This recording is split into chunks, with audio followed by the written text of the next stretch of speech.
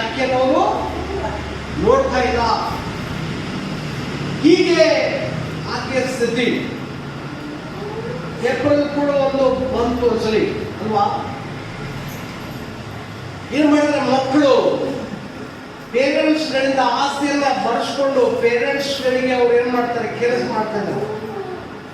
ಹಾಗೇನಾಯ್ತಂತೆ, ಪೇರೆಂಟ್ಸ್ಗಳು ಮತ್ತೆ ಕೇಸ್ ಹಾಕಿ ಮಕ್ಕಳು ಈ ತರ ನಾವು ಮಾಡಿದ್ರು, ಮೋಸ ಮಾಡಿದ್ರು ಅಂತ ಹೇಳಿ ಅವರು ಕೇಸ್ ಹಾಕಿ, ಕೇಸ್ ಆದ್ರೆ ಏನಾಗುತ್ತೆ, ಮತ್ತೆ ಆಸ್ತಿ ಪೇರೆಂಟ್ಸ್ಗಳಿಗೆ ಮತ್ತೆ ನೀವು ಬಂದ್ಬಿಡ್ತಾರೆ.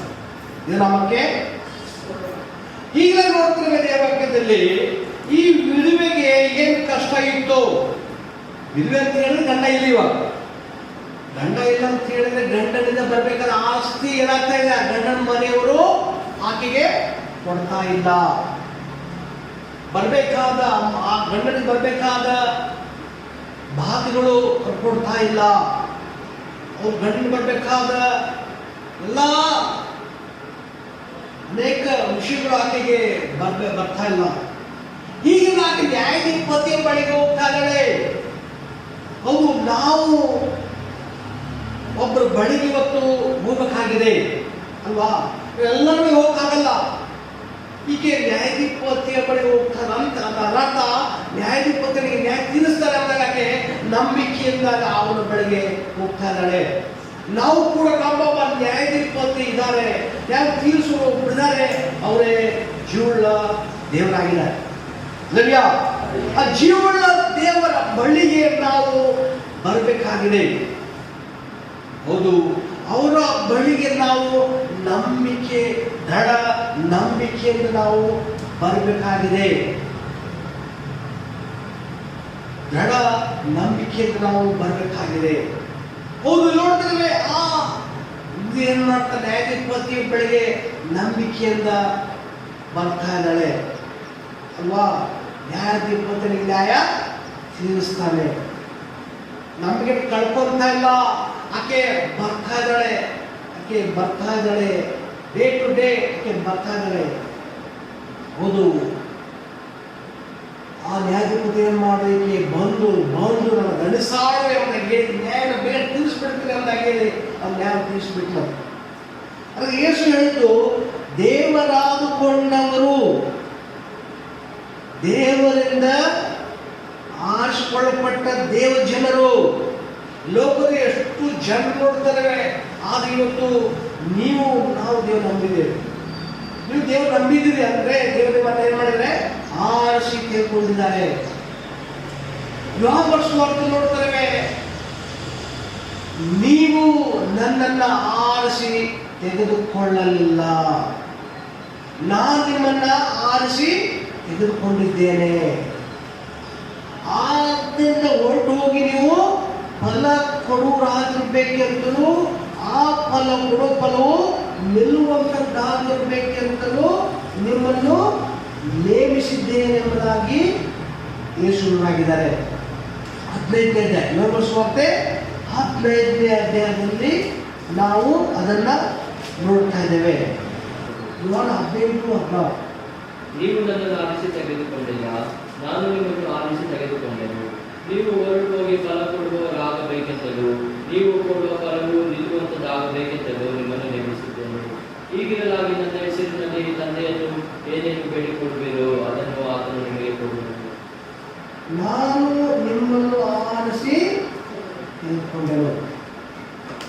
ದೇವರೇ ನಮ್ಮನ್ನ ಆರಿಸಿ ತೆಗೆದುಕೊಂಡಿದ್ದಾರೆ. ಹೀಗಿರುವಾಗ ನೋಡ್ತಾರೆ, ಆರಿಸಿ ಯಾಕೆ ತೆಗೆದುಕೊಂಡ್ರು? ನೀವು ಹೊರಟು ಹೋಗಿ. ಹೌದು, ನಾವು ಹೊರಟು ಹೋಗ್ತಾ ಇದ್ದೇವೆ ಅಂದ್ರೆ ನಾವು ಮನೆಗೆ ಹೋಗ್ತೇವೆ, ಇಲ್ಲಿ ಬಿಟ್ಟ ತಕ್ಷಣ ಮತ್ತೆ ಕೆಲ್ಸಕ್ಕೆ ಹೋಗ್ತೇವೆ. ನಾವು ಮನೆಯಲ್ಲೇ ಕೂತ್ಕೊಳ್ಳೋರು ಆಗಿರಬಾರದು.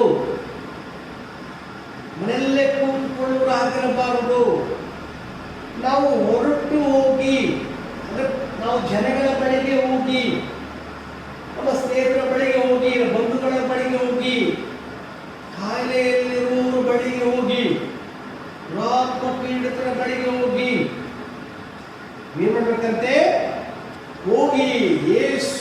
ಬಗ್ಗೆ ಅಂದ್ರೆ ಮೊದಲು ನಮ್ಮ ಸಾಕ್ಷಿಯನ್ನು ನಾವು ಜನರು ಹೇಳೋದಾಗಬೇಕು ಅಲ್ವಿಯಾ.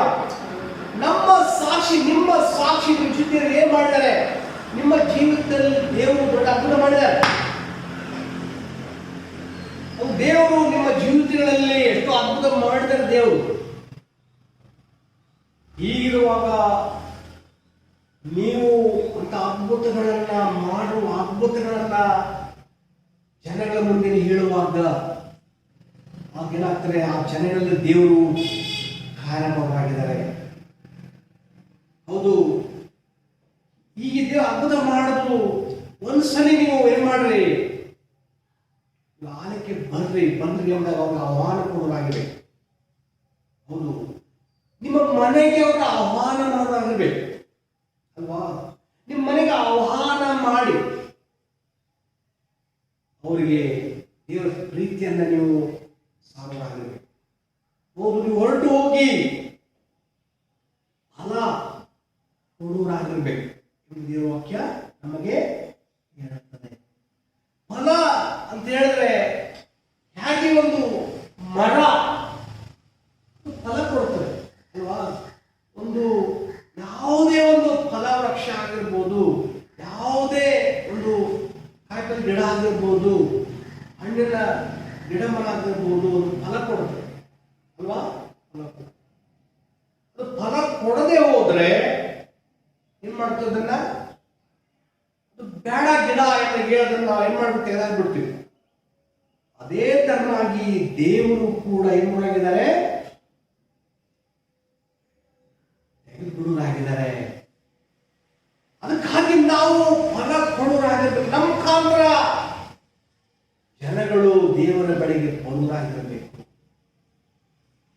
ಒಬ್ಬರೇ ಅಲ್ಲ, ನಮಗೋಸ್ಕರ ಅಷ್ಟೇ ಯೇಸು ರಕ್ತ ಕೊಡ್ಲಿಲ್ಲ, ಪ್ರಾಣ ಕೊಡ್ಲಿಲ್ಲ, ಎಲ್ಲರಿಗೋಸ್ಕರ, ಎಲ್ಲ ಜಗಗೋಸ್ಕರ ಯೇಸು ತನ್ನ ರಕ್ತವನ್ನು ಕೊಟ್ಟಿರುವಾಗ, ತನ್ನ ದೇಹ ಕೊಟ್ಟಿರುವಾಗ, ತನ್ನ ಪ್ರಾಣ ಕೊಟ್ಟಿರುವಾಗ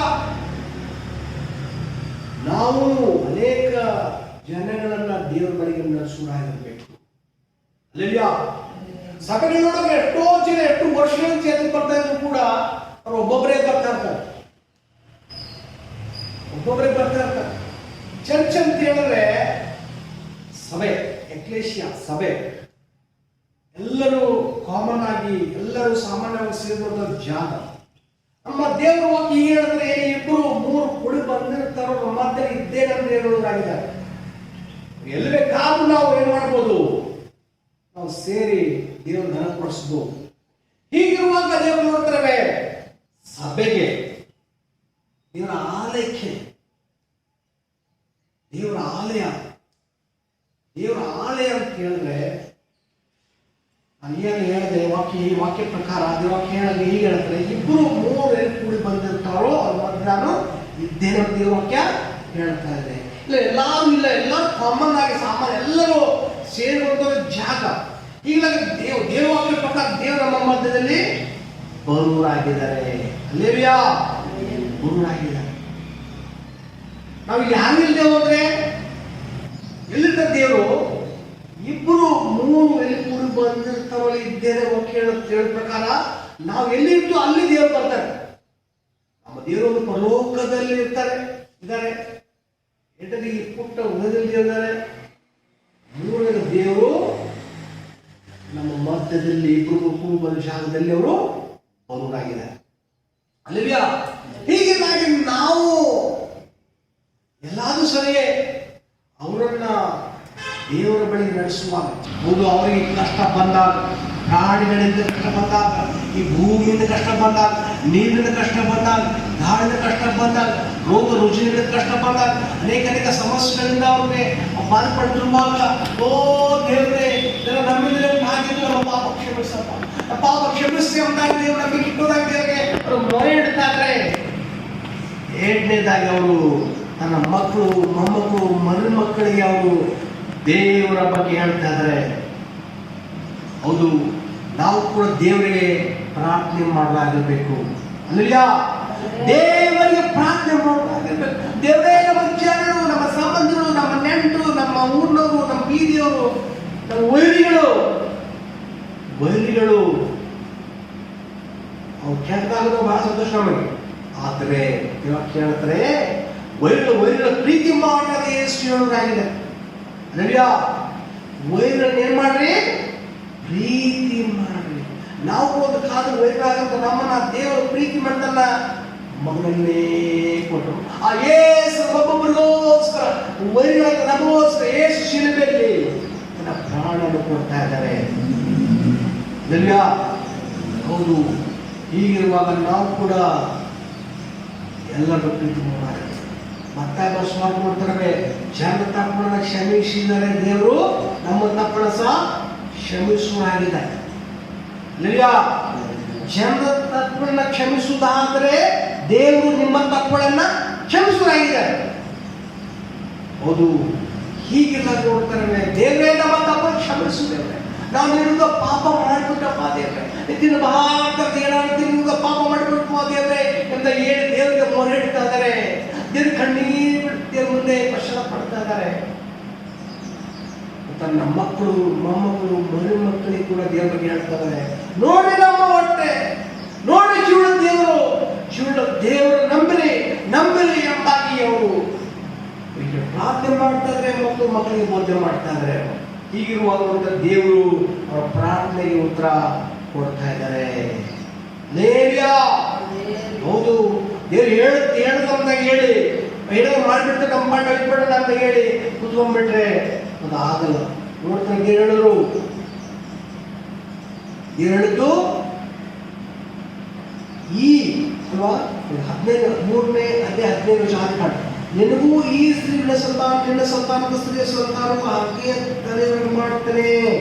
ಹೀಗೆ ಸಂತಾನ ತಲೆಯನ್ನು ಜಜ್ಜುವುದು, ಇದು ಹಿಮಳ ಕಚ್ಚುವೆ ಎಂದು ಹೇಳಿ.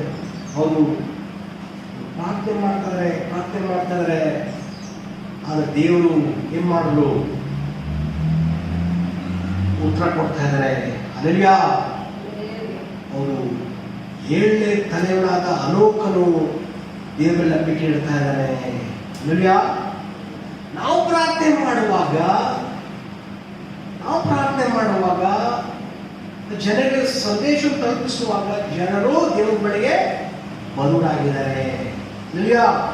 ಆದಾಮನಿಗೆ 687 ವರ್ಷ ಆಗಿತ್ತು. ಅಲೋಕನು ಹುಟ್ಟಿದ, ಅಲೋಕನು ದೇವರ ಬಳಿಗೆ ಬಂದನು.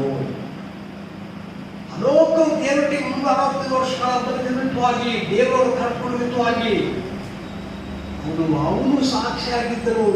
ದೇವರಿಗೆ ನಂಬಿಕೆ ಬಿಟ್ಟವರಾಗಿದ್ದರು, ಪ್ರಾರ್ಥನೆ ಮಾಡ್ತಾ ಇದ್ರು. ತನ್ನ ಮಕ್ಕಳು ಮೊಮ್ಮಕ್ಕಳಿಗೆ ದೇವರಿಗೆ ಹೇಳಲಾಗಿದ್ದರು. ಅದರ ನಿಮಿತ್ತ ನೋಡ್ತಾರೆ, ಅವರ ಮೊಮ್ಮಗ ಲೆಮೆಕನು ದೇವರ ನಂಬಿಕೆ ಇಡ್ತಾ ಇದ್ದಾನೆ. ಅವನ ಮರಿ ಮಗ ನೋಹನು ಕೂಡ ದೇವರ ನಂಬಿಕೆ ಇಡ್ತಾ ಇದ್ದಾನೆ. ಇದು ನಮಗೆ ಹೌದು, ಆದಾಮನ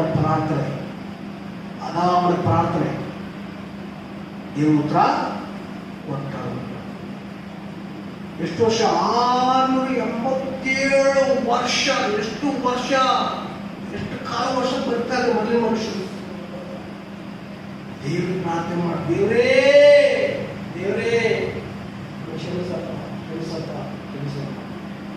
ದೇವರು ಉತ್ತರ ಬರ್ತವು. ಹೇಗಂತ ಹೇಳಿದ್ರೆ, ಅವರ 7 ತಲೆಗಳ ಲೋಕದ ನಂಬಿಕೆ ಇಟ್ಟನು.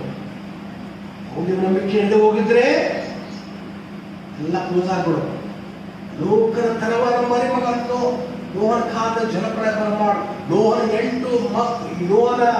3 ಜನ ಗಂಡು ಮಕ್ಕಳು, ಅವರ ಹೆಂಡತಿಯರು, 8 ಜನರು ನೀರಿನಿಂದ ದುಷ್ಟ ಜನ ಮಾಧ್ಯದಿಂದ ಅವರು ರಕ್ಷಣೆ ಹೊಂದಿದ್ದನ್ನು ನೋಡ್ತಿದ್ದೇವೆ.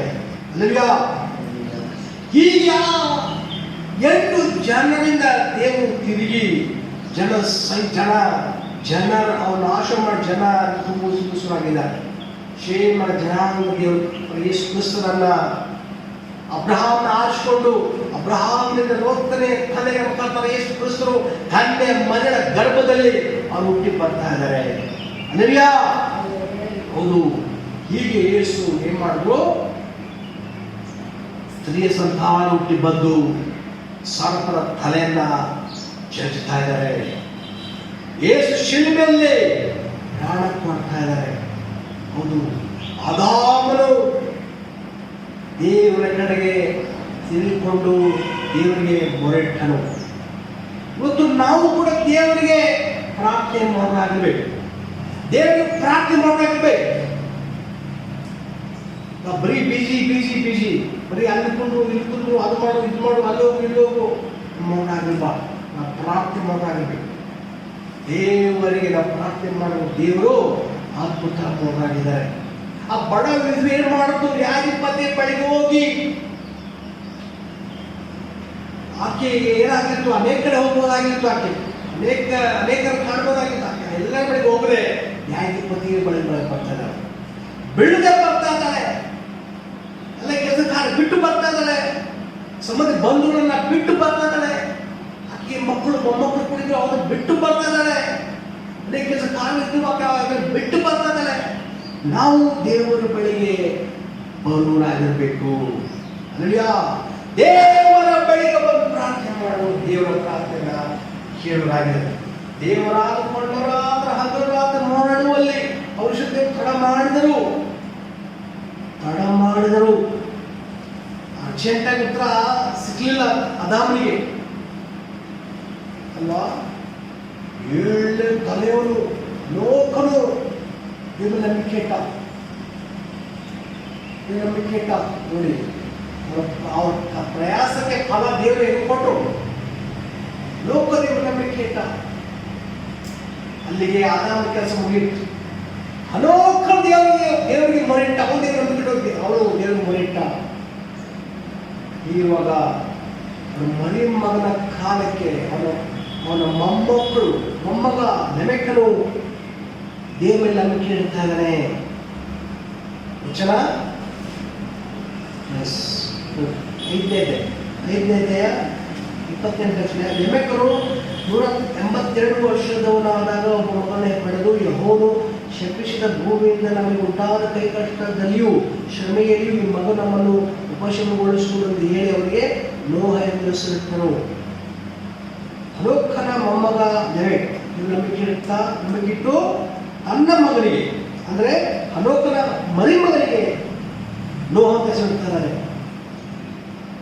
ಅಷ್ಟೊತ್ತಿಗೆ ಲೋಕನಾಗುತ್ತೆ, ಲೋಕ ಕೆಟ್ಟೋಗ್ಬಿಟ್ಟಿರುತ್ತೆ. ಈ 100 ವರ್ಷಕ್ಕೆ 10 ಮಕ್ಕಳನ್ನು ಒಬ್ಬ ಮನುಷ್ಯ ಪಡೆದಾಗಿದ್ರೆ 900 ವರ್ಷ 800 ವರ್ಷ ಇರೋರು ಎಷ್ಟು ಮಕ್ಕಳ ಎತ್ತಿರ್ಬೋದು ಅಲ್ವಾ? 100 ಮಕ್ಕಳ ಎತ್ತಿರ್ಬೋದು. ಹೀಗೆ 100 ಮಕ್ಕಳು ಎತ್ತಿದ್ರೆ ಎಷ್ಟಾಗ್ತದೆ? ಈಗ ಲಕ್ಷ ಜನ, ಅದು ಜನಗಳು ಇರತ್ತಾರೆ, ಜನಗಳು ಅಭಿವೃದ್ಧಿ ಆಗ್ತಾ ಇದ್ದಾರೆ. ಆದರೆ ಅವರೆಲ್ಲರಲ್ಲಿ ಏಳಕ್ಕಲಾದ ಅಲೋಕ ನಂಬಿಕೆ ಇಟ್ಟ ಮತ್ತು ಅಲೋಕನ ತರುವಾಯವರ ಅಲೋಕನ ಮರಿಮಗನಿಗೆ ನಂಬಿಕೆ ಇಟ್ಟ. ಈ ನಿಮಿತ್ತ ನೋಡ್ತಾರೆ, ಒಂದು ನೋಹನಿಂದ ನೋಹನ ಮಗ ಶೇಮ್, ಅವನ ಜನಾಂಗರಿಗೆ ಅಬ್ರಾಹಂ 45 ಹುಟ್ಟಿ ಬರ್ತಾ ಇದ್ದಾರೆ. ಹೀಗೆ ಮಾಡುವ ತರಾಕಿಗೆ ಉತ್ತರ ಕೊಡುವರಾಗಿದ್ದಾರೆ. ಹೀಗೆ ನಾವು ದೇವರಿಗೆ ಪ್ರಾರ್ಥನೆ ಮಾಡೋದಾಗಿರ್ಬೇಕು. ದೇವರನ್ನು ನಾವು ಕೇಳಿಕೊಳ್ಳೋದಾಗಿರ್ಬೇಕು. ಆದಾಮ ಯಾವ ನಿರೀಕ್ಷೆ ಇರಲಿಲ್ಲ, ದೇವರ ಬಳಿ ಬರ್ತಾ ಇರಲಿಲ್ಲ. ಇವಾಗ ದೇವರಿಗೆ ಪ್ರಾರ್ಥನೆ ಮಾಡೋದಷ್ಟೇ, ಯಾವ ಉತ್ತರ ಬರ್ತಾ ಇರಲಿಲ್ಲ, ದೇವ್ರ ದರ್ಶನ ಆಗ್ತಾ ಇರಲಿಲ್ಲ. ಹೀಗಿರುವಾಗ ಇವ್ರ ಬೇರೆ ಎಲ್ಲ ಮಕ್ಕಳು ಮಾಡ್ಬಿಟ್ಟು ಹೋಗ್ಬಿಟ್ಟು ಅವ್ರು ಬರೋದಕ್ಕೆ ಕಷ್ಟಗಳ ನಿಮಿತ್ತ, ಸದಗಳ ನಿಮಿತ್ತ, ಅಪಾರ ನಿಮಿತ್ತ, ಬರೋದೆಲ್ಲ ಬರೋ ನಿಮಿತ್ತ ಎಲ್ಲ ದೇವರೇ ಎಂಬುದಾಗಿ, ಸೃಷ್ಟಿಯನ್ನೇ ದೇವರೇ ಎಂಬುದಾಗಿ ಹೇಳಿ ಮಾಡಿಬಿಟ್ಟು ಅವರು ವಿಗ್ರಹ ಹೋಗ್ತಾ ಇದ್ದಾರೆ. ಇದು ನಮಗೆ ಹೀಗಿರುವಾಗ ನೋಡ್ತಾರೆ, ನಾವು ದೇವರನ್ನು ಕೇಳೋದಾದ್ರೆ ದೇವರು ಅದ್ಭುತ ಮಾಡೋರಾಗಿದ್ದಾರೆ. ಇದು ನಮಗೆ ನಮ್ಮ ಕಾಲೋಣ, ನಮ್ಮ ಪ್ರಾರ್ಥನೆ ಮಾಡೋಣ, ನಮ್ಮ ಕಾಲೂರಿ ನಾವು ಪ್ರಾರ್ಥನೆ ಮಾಡೋಣ. ನನ್ನ ಪ್ರಾರ್ಥನೆಯಲ್ಲಿ ಇದು ಸಿದ್ಧವಾಗಿದೆ.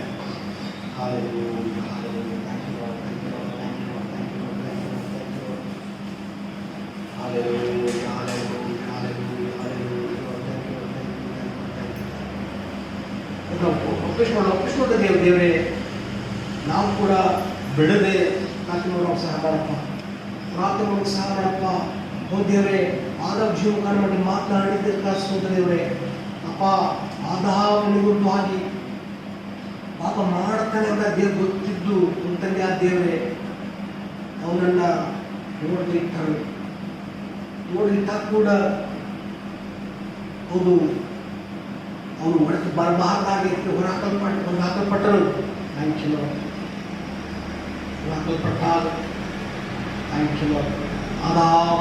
ದೇವರಿಗೆ ಮೊರೆಟ್ಟನು. ಆಗಲು ಕಾಣ್ತಾರೆ ಕನಸು ಕಂಡಂತೆ ಇದ್ದಂತ ಅವರ ಕಣ್ಣು ತೆರಿ.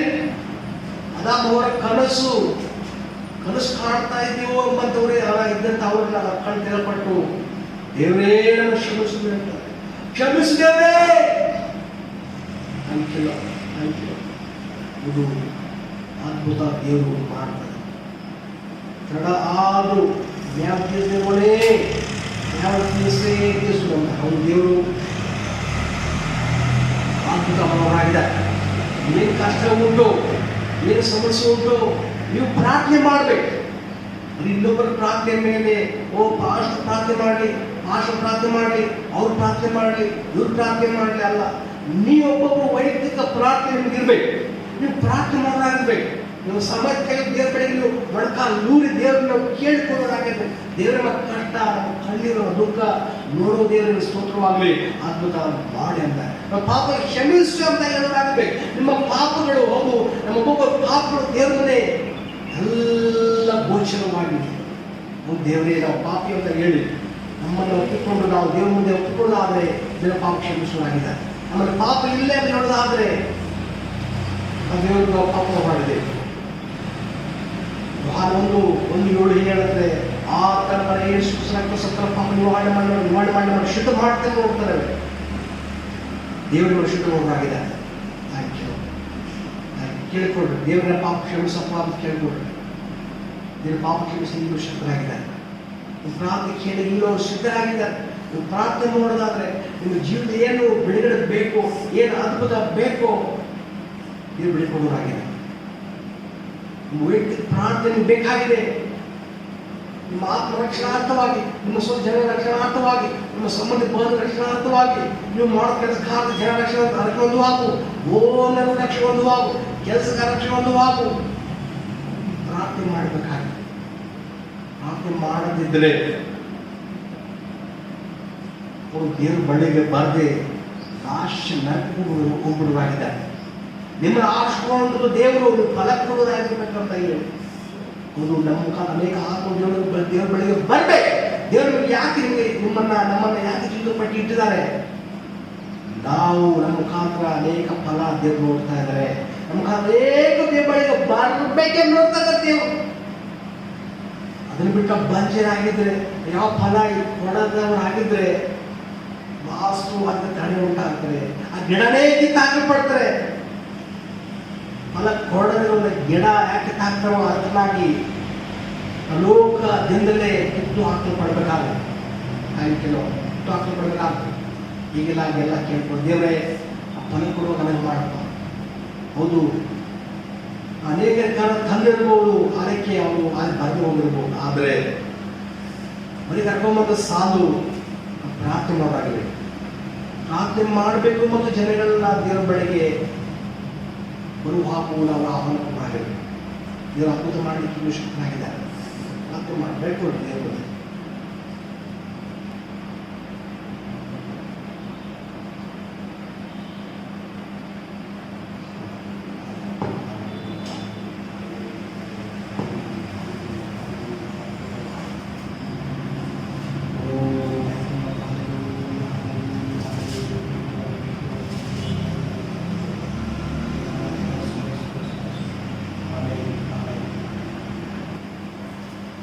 ಇದನ್ನಾಗಿ ಪ್ರತಿ ವಾರ ಇಲ್ಲಿ ಭಾನುವಾರ ಆನ್ಲೈನ್ನಲ್ಲಿ ಆಗಿರ್ತದೆ.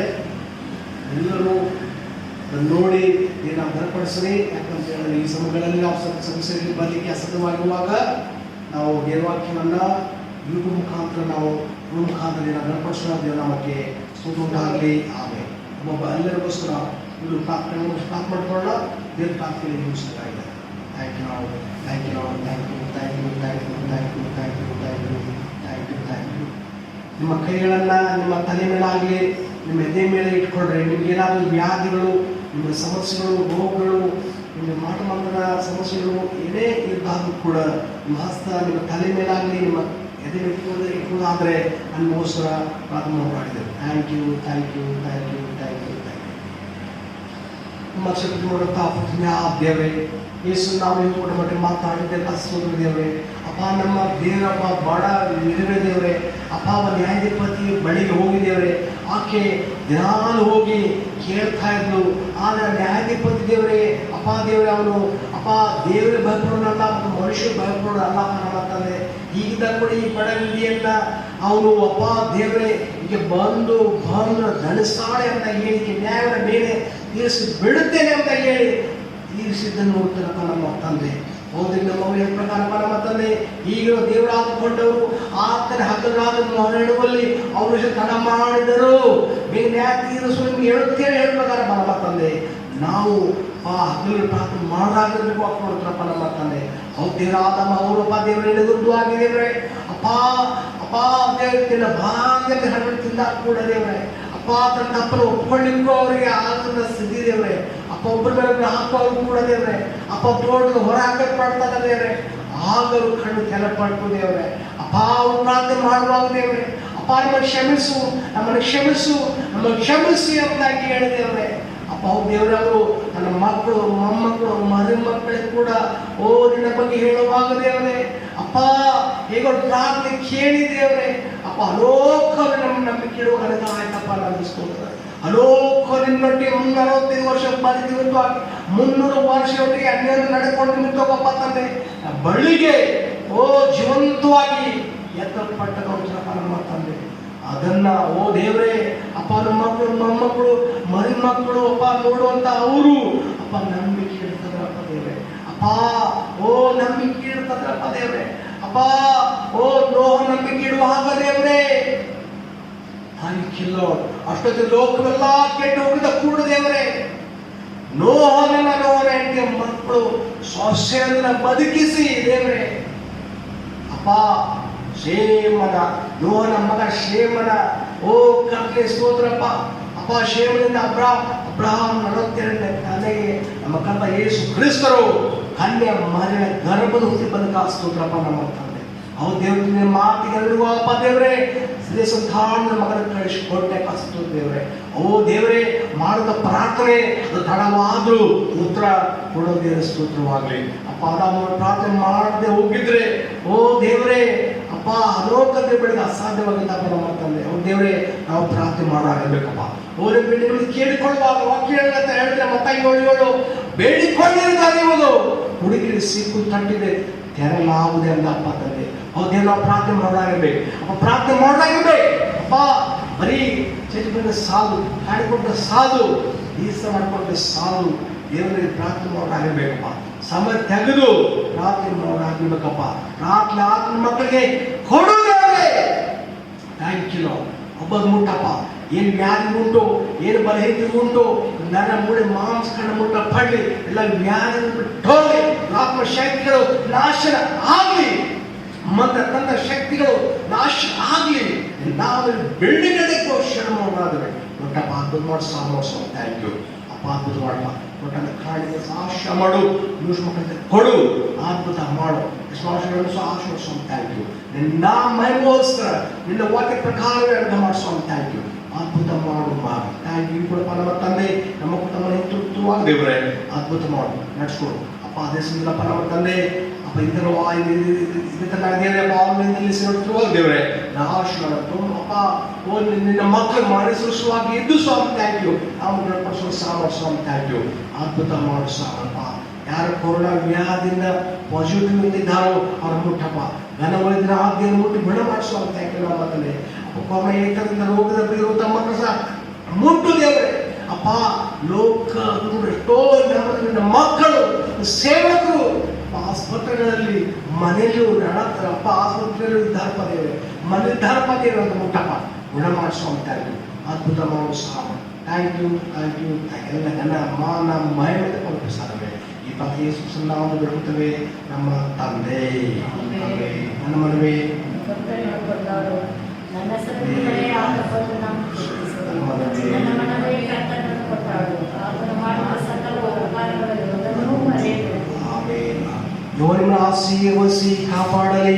ಆಮೆನ್. ಯೋರ ಬಸ್ಸನ್ನು ನಿಮ್ಮ ನೋಡಿ ನಿಮ್ಮಲ್ಲಿ ದೇವರಲ್ಲಿ ಆಮೆನ್. ಯೋರ ಕೃಪಾಪುರ ಶಾಂತಿಯನ್ನು ಅನುಗ್ರಹಿಸಲಿ.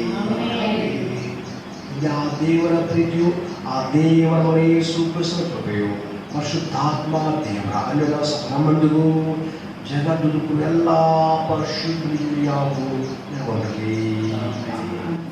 ಪ್ರಾರ್ಥನಾ ಮನವಿಗಾಗಿ ಮತ್ತು ಹೆಚ್ಚಿನ ಮಾಹಿತಿಗಾಗಿ ಸಂಪರ್ಕಿಸಿ ಇಮ್ಮಾನುವೇಲ್ ಸುವಾರ್ಥ ಪ್ರಾರ್ಥನಾಲಯ, ದೊಡ್ಡಬಳ್ಳಾಪುರ.